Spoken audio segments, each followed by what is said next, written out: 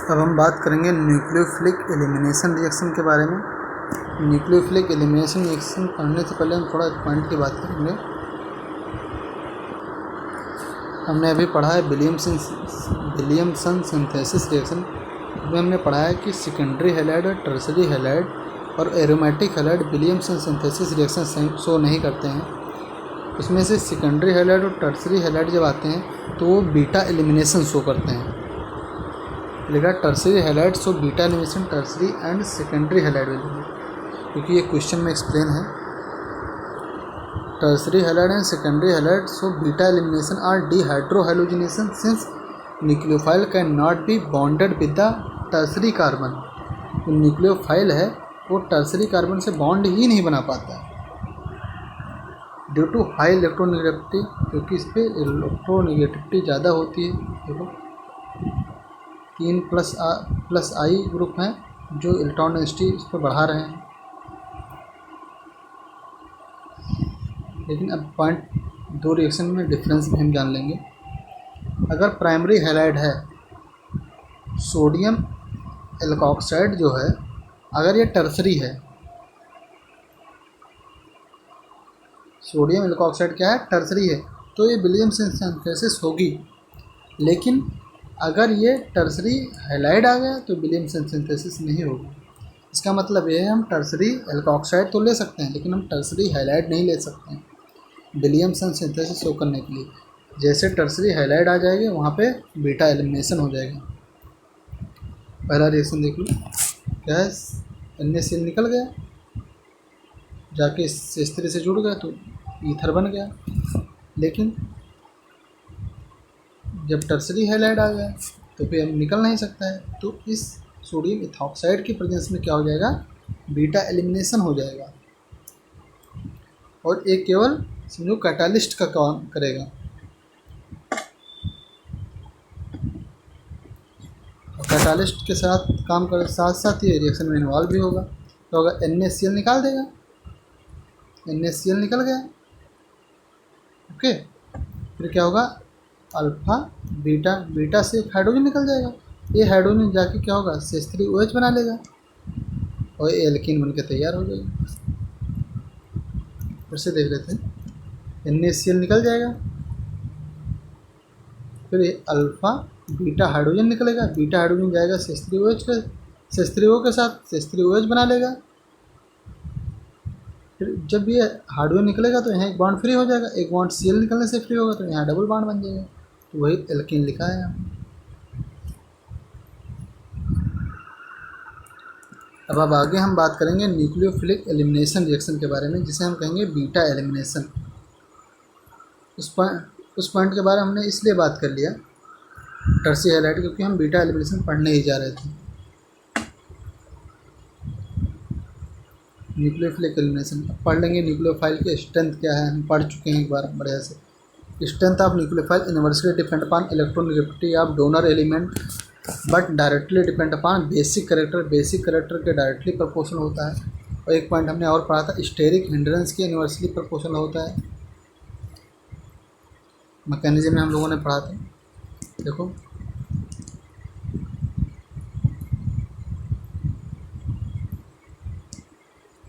इसमें donor element क्या है, कार्बन है, नाइट्रोजन है, ऑक्सीजन है, फ्लोरीन है। सबसे ज़्यादा इलेक्ट्रोनेगेटिव फ्लोरीन की होती है, तो इसका न्यूक्लियोफिलिसिटी या न्यूक्लियोफाइल की स्ट्रेंथ क्या होगी, कम हो जाएगी। उसके बाद आ जाएगा ऑक्सीजन, नाइट्रोजन, फिर सबसे ज़्यादा स्ट्रेंथ होगी CH3 की, यानी कार्बन वाले की, क्योंकि इसकी इलेक्ट्रोनेगेटिव सबसे कम है। सबसे ज़्यादा इलेक्ट्रोनेगेटिव किसकी है, फ्लोरीन की है, तो इसकी न्यूक्लियोफिलिसिटी सबसे कम होगी। सबसे कम इलेक्ट्रोनेगेटिव आयोडीन की है, तो इसकी सबसे ज़्यादा न्यूक्लियोफिलिसिटी होगी। क्योंकि जब हम ग्रुप में ऊपर से नीचे जाते हैं तो इलेक्ट्रोनेगेटिविटी क्या होती है, घटती है। जब हम पीरियड में आगे जाते हैं तो इलेक्ट्रोनेगेटिविटी क्या है, बढ़ती है। यानी इलेक्ट्रोनेगेटिविटी ग्रुप में घटती है और पीरियड में बढ़ती है। ऐसे न्यूक्लियोफाइल की बात करें, CH3O है, O- है, OH- है, C6H5O- है, CH3CO- है।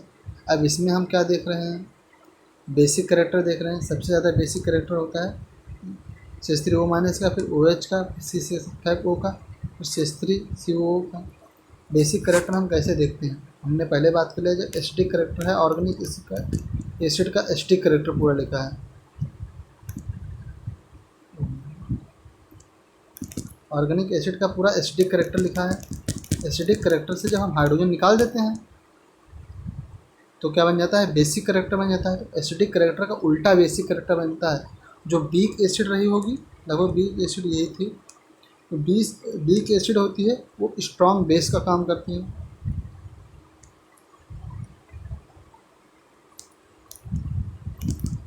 In aqueous solution dilute solution nucleophile is weak, ने ये पॉइंट भी पढ़ा है।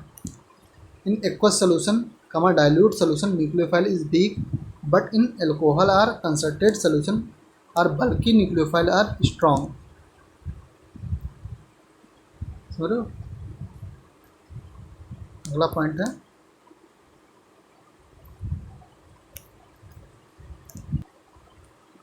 अब हम बीटा एलिमिनेशन के रिएक्शन को पढ़ेंगे। बीटा एलिमिनेशन की पहली रिएक्शन है halide at 400 degree Celsius or calcium hydroxide की प्रेजेंस में क्या करते हैं, बीटा एलिमिनेशन करते हैं। देख लेते हैं रिएक्शन। हैलाइड है, यह है बेस्ट्रॉन। बेस्ट्रॉन से क्या बनेगा, बेस्ट्रोसॉल, हमने बताया था। ये क्या है दोनों, बेस्ट्रॉन और बेस्ट्रोसॉल क्या है, वोलेटाइल सॉल्वेंट है एंड डिग्रीसिंग एजेंट है। अब हैलाइड है, हैलाइड में बीटा एलिमिनेशन होगा। पहले हम इस हैलाइड को क्या है, फंक्शनल ग्रुप मान ले रहे हैं। तो अल्फा कार्बन हो जाएगा या बीटा कार्बन हो जाएगा, ठीक है, होगा अल्फा कार्बन हो जाएगा या बीटा कार्बन हो जाएगा। तो बीटा एलिमिनेशन होगा।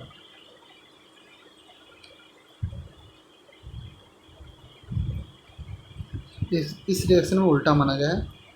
मान लो ये अल्फा कार्बन है, ये बीटा कार्बन है, इसको हम फंक्शनल ग्रुप मान रहे हैं इस Cl को। तो क्या, यहाँ से एक Cl निकलेगा और इसके बीटा पोजीशन से एक हाइड्रोजन निकलेगा। तो एक Cl निकलेगा तो एक बांड यहाँ फ्री हो जाएगा, एक बांड यहाँ फ्री हो जाएगा, तो डबल बांड अपीयर हो जाएगा। तो यहाँ से एक हाइड्रोजन निकल गया, यहाँ Cl निकल गया, क्या बन गया, HCl बन गया। तो बीटा एलिमिनेशन HCl निकल गया। ये रिएक्शन कब हो रही है, 400 डिग्री सेल्सियस ताप पे हो रही है और CaOH के होल्ड बाइस कैल्शियम हाइड्रोक्साइड के प्रेजेंस में हो रही है। अब दूसरी रिएक्शन हम देखेंगे।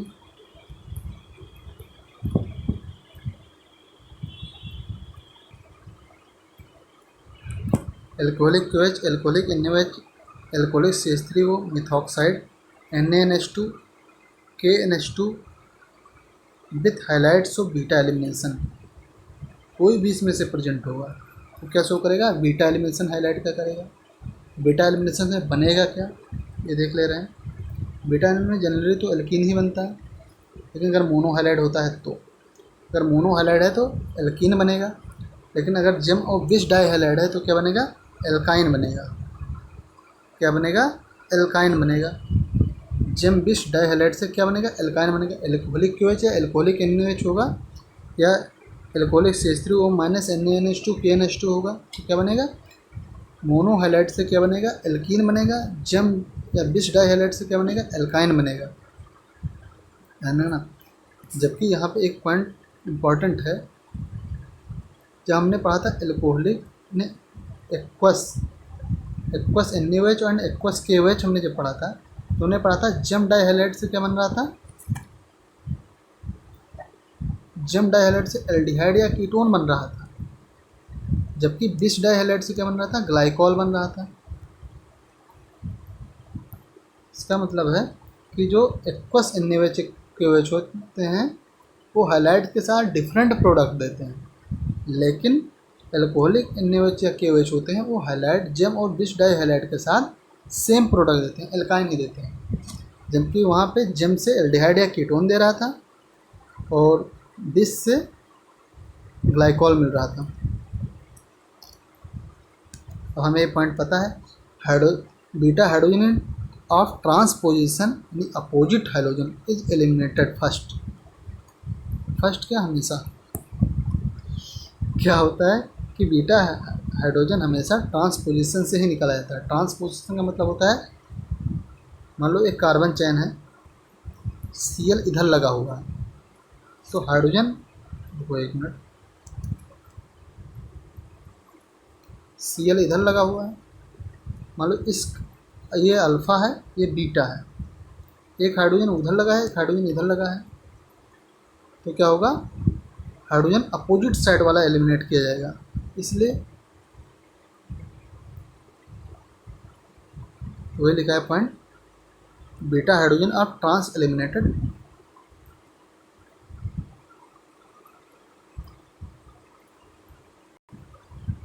इस पॉइंट को हम लोग पढ़ चुके हैं। In beta elimination rearrangement do not occurs, rearrangement बिल्कुल नहीं होता है, लेकिन अगर बीटा हाइड्रोजन नहीं है तो वहाँ पे मिथाइल शिफ्ट होता है।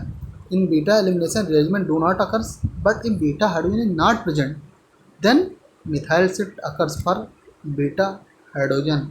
बीटा हाइड्रोजन के लिए इन्हें मिथाइल शिफ्ट करना ही पड़ता है। अब हम रिएक्शन देख ले रहे हैं, एल्कोहलिक KOH एल्कोहलिक NaOH वाली।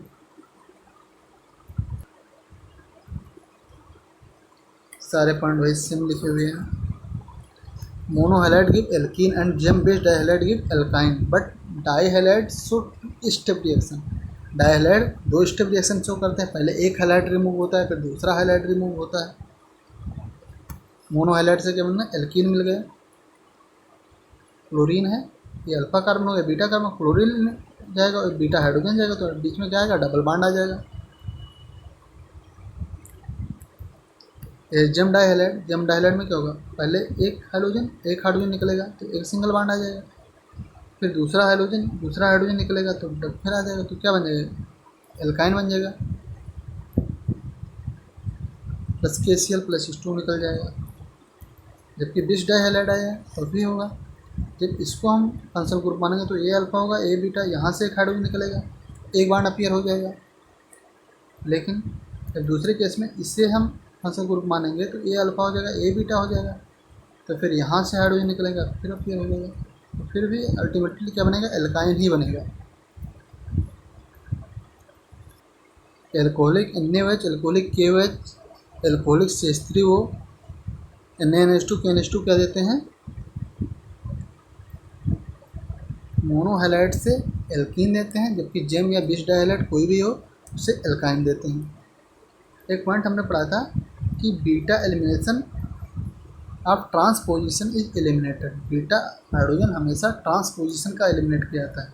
उसका एक एग्जांपल है ट्रांस 1 ब्रोमो 2 फिनाइल साइक्लोपेंटीन, ये एग्जांपल है।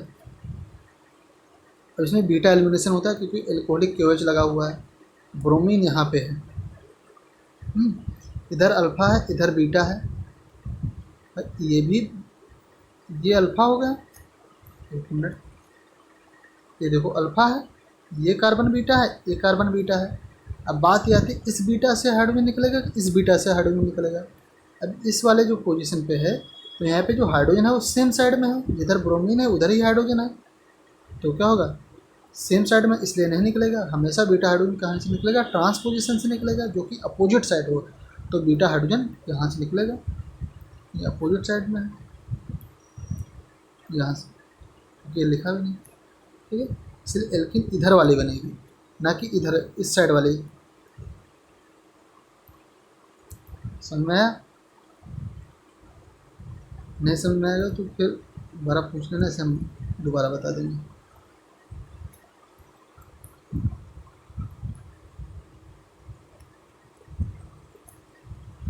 तो आगे हम बात करेंगे हैलोफॉर्म रिएक्शन के बारे में, जो कि हम अगले वीडियो में बात करेंगे।